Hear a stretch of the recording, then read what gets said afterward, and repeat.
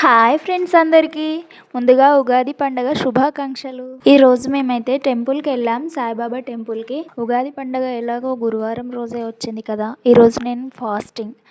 అలా ఇలా రెండు కలుస్తుందని టెంపుల్కి అయితే వెళ్ళాము. ఈరోజు జనాలు అయితే చాలామంది ఉండే.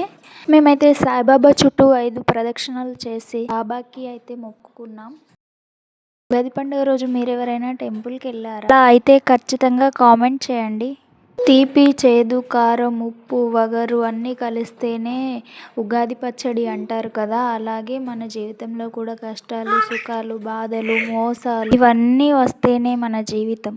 ఉగాది పచ్చడిలా అన్నీ మింగుతూ దిగమింగుతూ ఒక మెట్టు ముందుకెళ్ళాలని అందరూ తమ కష్టాలను గురించి ఆలోచిస్తూ ఉండిపోకుండా వాళ్ళ జీవితాల్లో హ్యాపీగా ఉండాలని ఆ దేవుడికి మనస్ఫూర్తిగా కోరుకుంటున్నాను.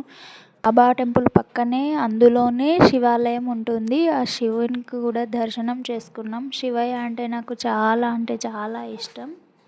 చూస్తున్నారు కదా, జనాలు అయితే చాలామంది ఉన్నారు. ఇక్కడ నేనైతే శివుడికి వాటర్తో అభిషేకం చేస్తున్నాను.